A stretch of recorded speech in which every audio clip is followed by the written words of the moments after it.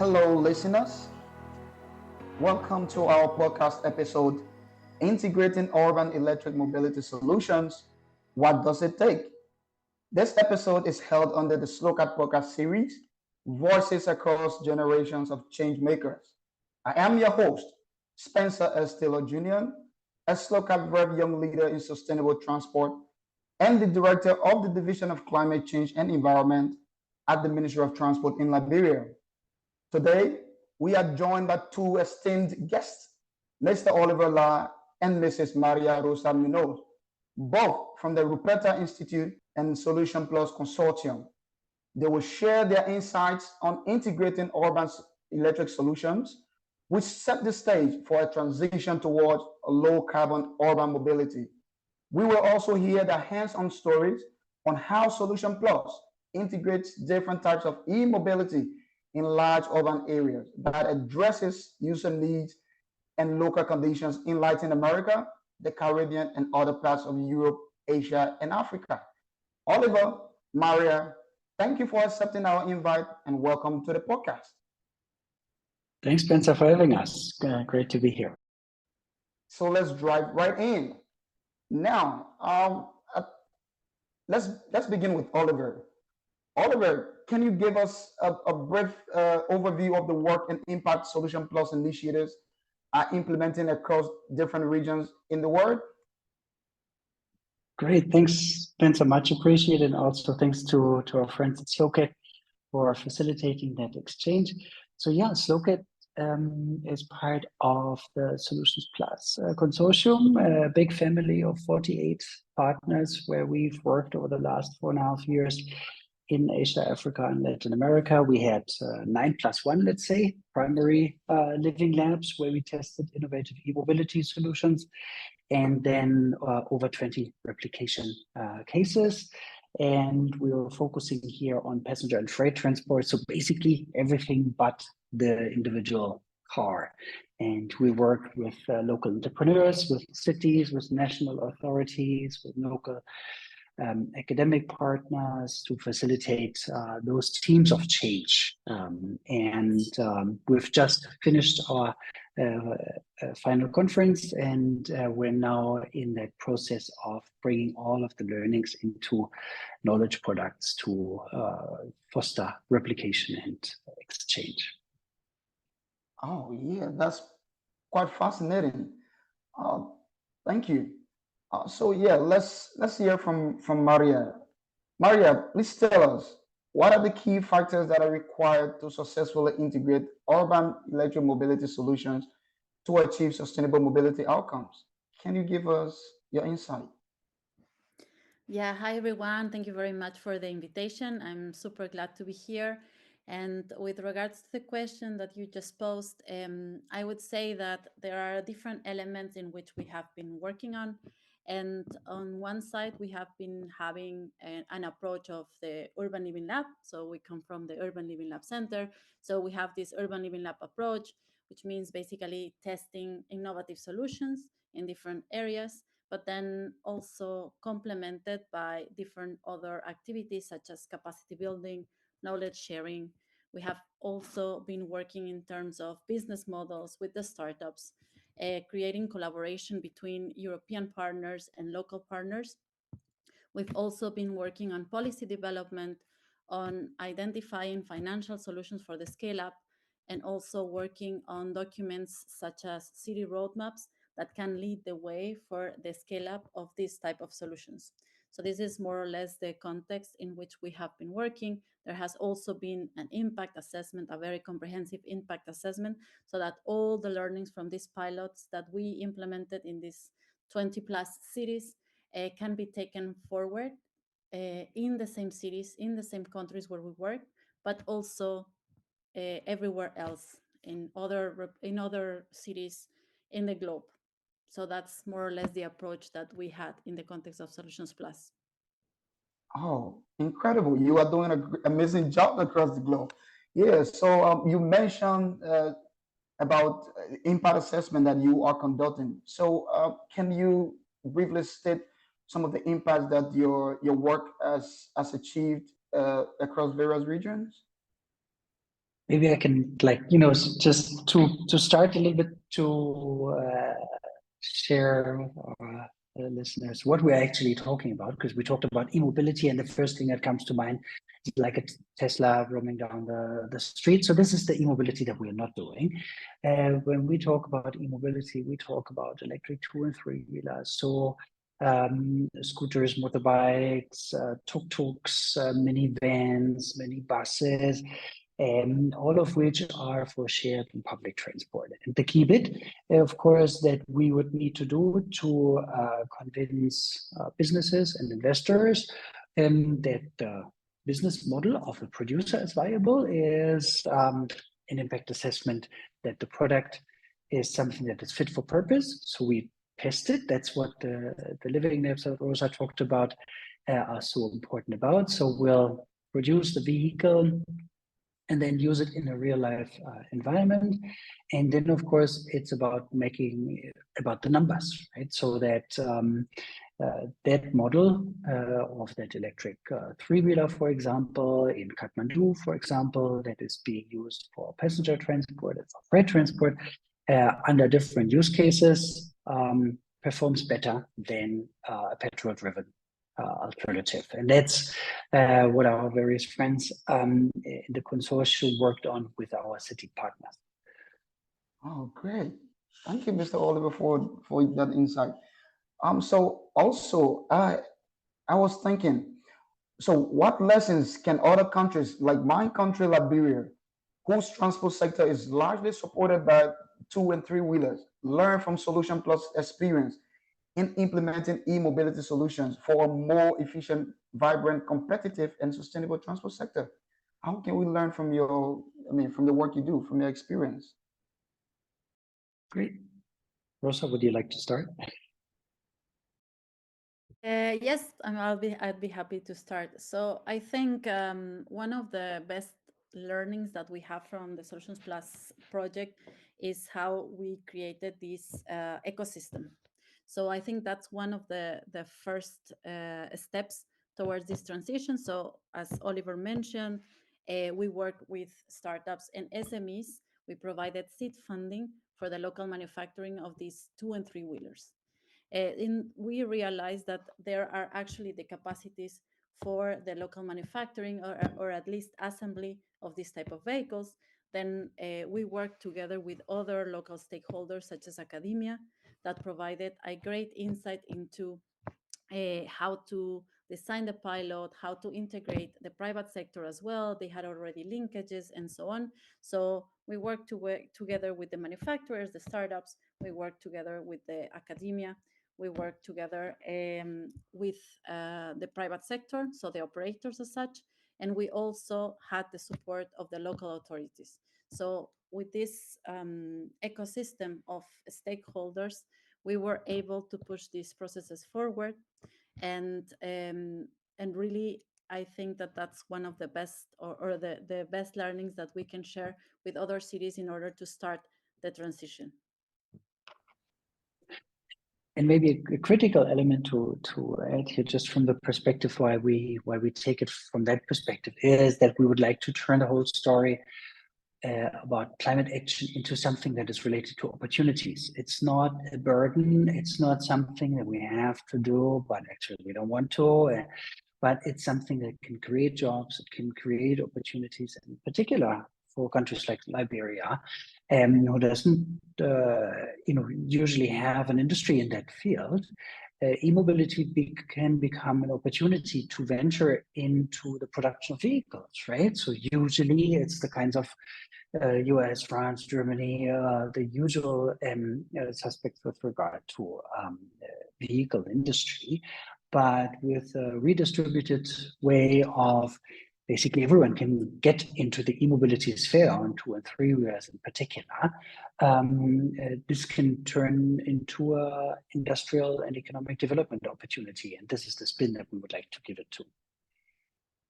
Great. And so that's quite interesting.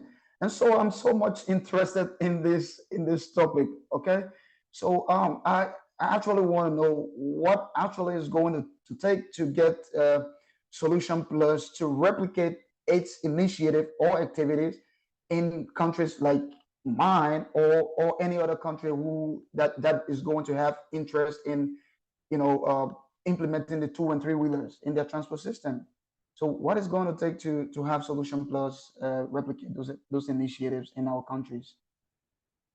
So interested parties should definitely check out the e-mobility toolbox and the SOLUTIONSplus website, where we are sharing all knowledge products that we've created and are finishing up at the moment.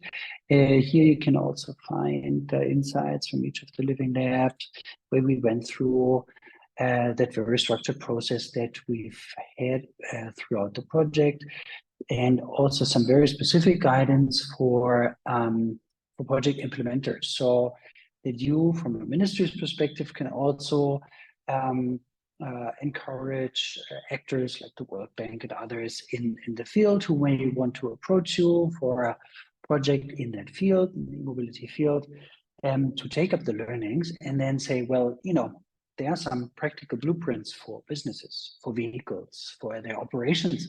Why don't you inhale that into your project design? And then we can work with you in that structured approach that these guys take, because we would like to make this as easy as possible to replicate basically the project and all the businesses and vehicle concepts that we've worked on. Maybe if I could add, I think that we, from the results of the Urban Living Labs, from the impact assessment that we conducted, we see that these light electric vehicles, as we call them, these 2 and 3 wheelers, and sometimes also 4 wheelers, have a great potential to not only reduce emissions, but also change the dynamics in cities and the way we use, or we think we have to use, the public space.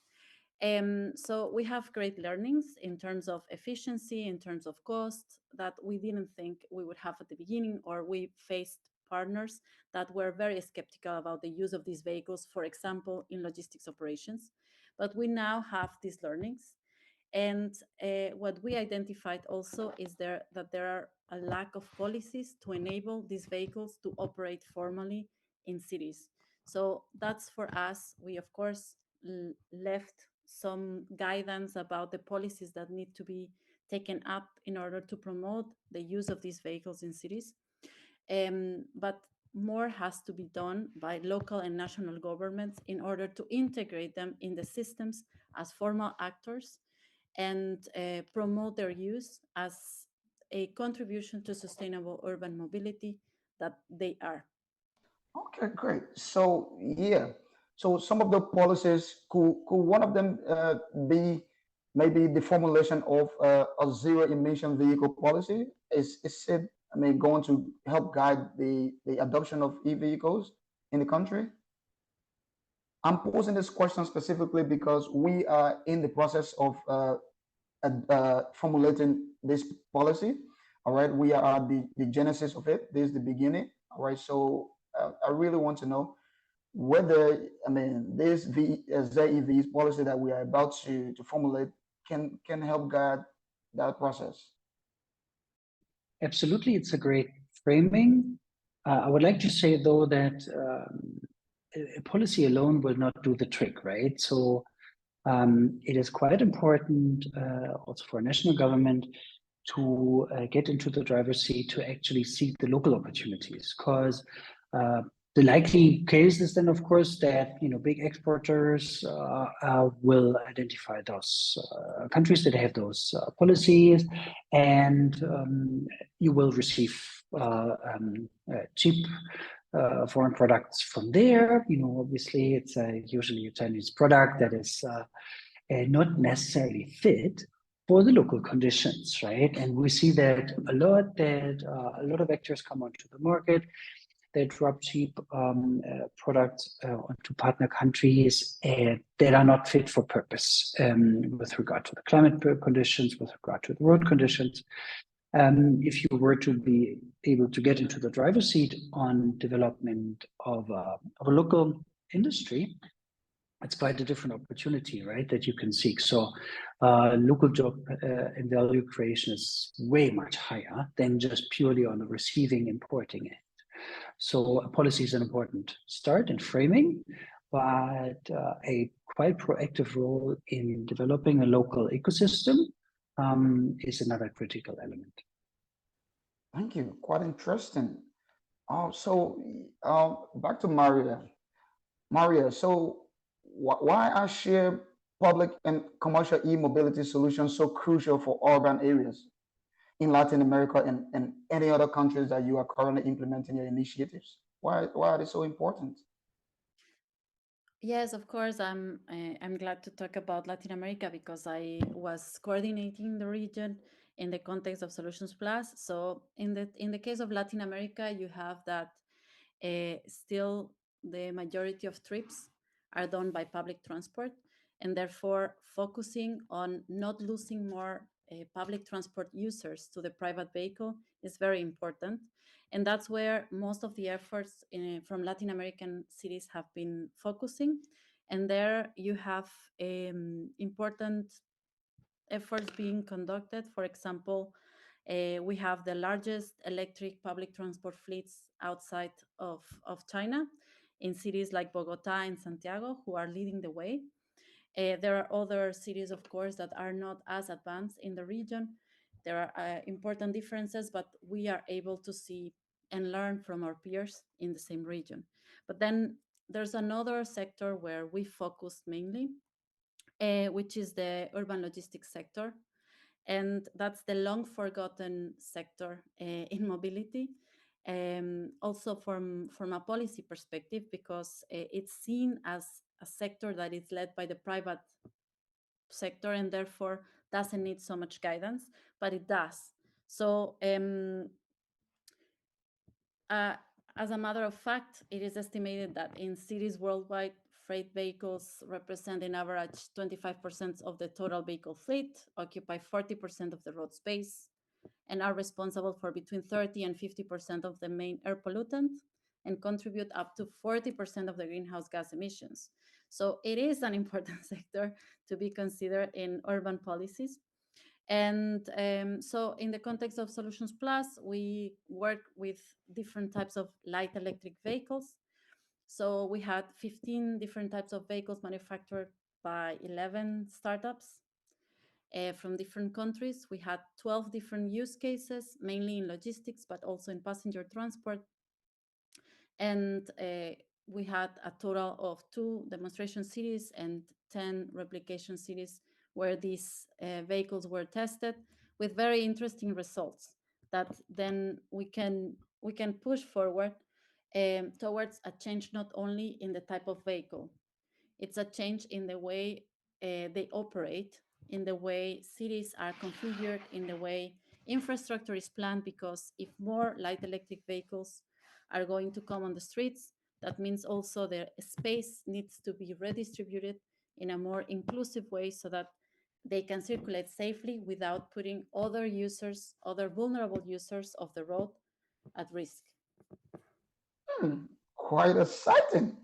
Oh, thank you. Oliver, so I'm quite aware that Solution Plus initiatives have been implemented in other areas, including Kigali, Dar es Salaam, Hamburg, and Hanoi. So can you kindly tell us how did Solution Plus get to extend its successful LAC projects across these regions? Good, because I mean, the entire idea about the first selection of the first living labs was to have a very diverse mix of solutions and operating environments. So that's why they are as diverse as Hamburg, Kigali, and Madrid, and Montevideo, and Pasig in the Metro Manila region, and Quito. So quite different operating environments and quite different vehicles and services that we delivered there across 4.5 years of our operations. And the reason was to have as much as possible experiences from those processes. So with regard to very different local and national regulatory and policy environments, but also the capacities that you have in the partner institutions and the solutions that we take, so that we can take that and digest.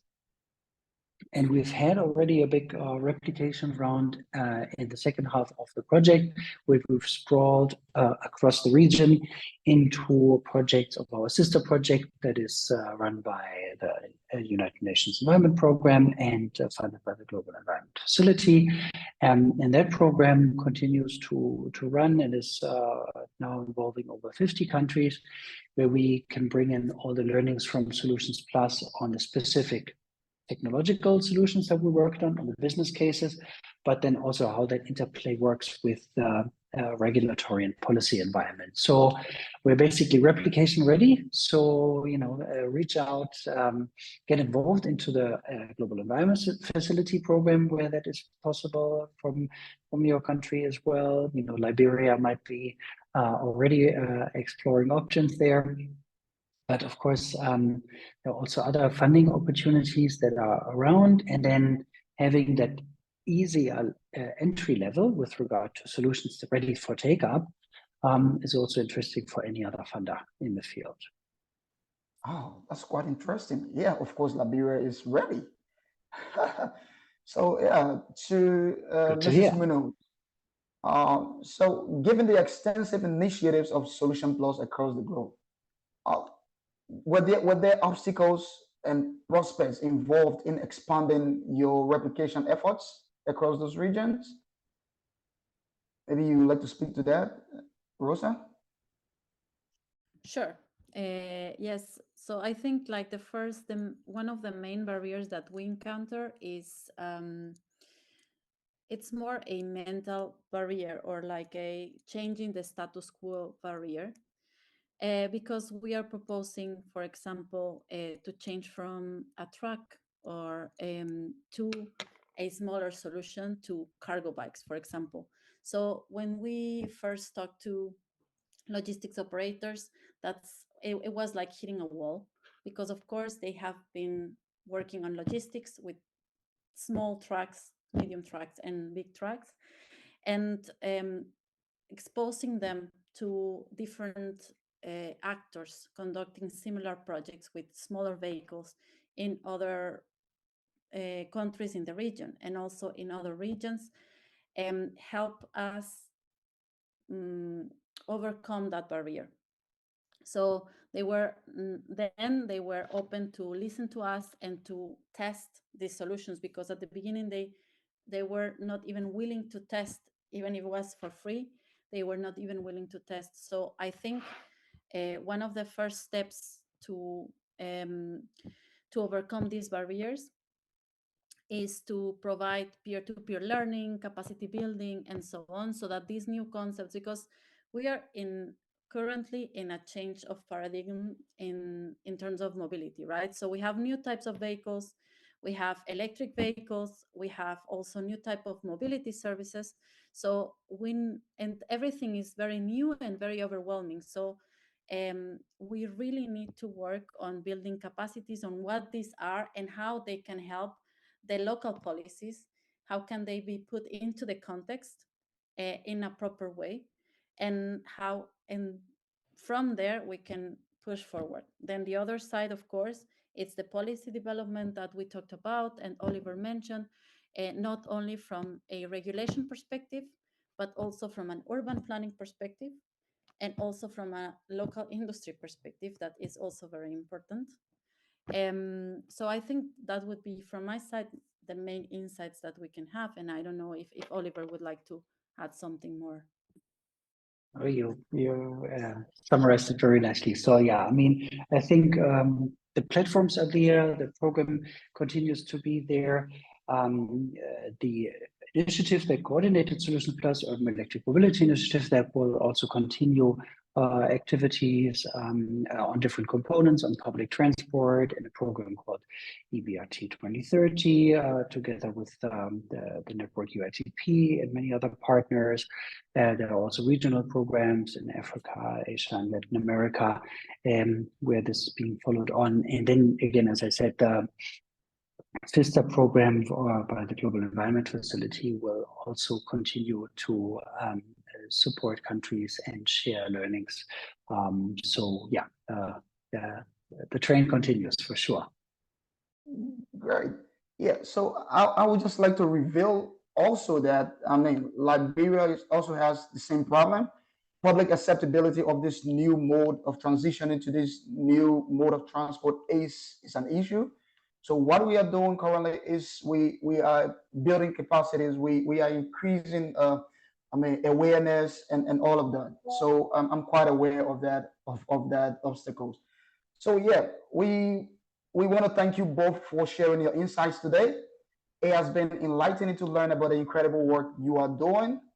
Yeah, so that concludes today's episode of the SLOCAT podcast series, Voices Across Generations of Change Makers.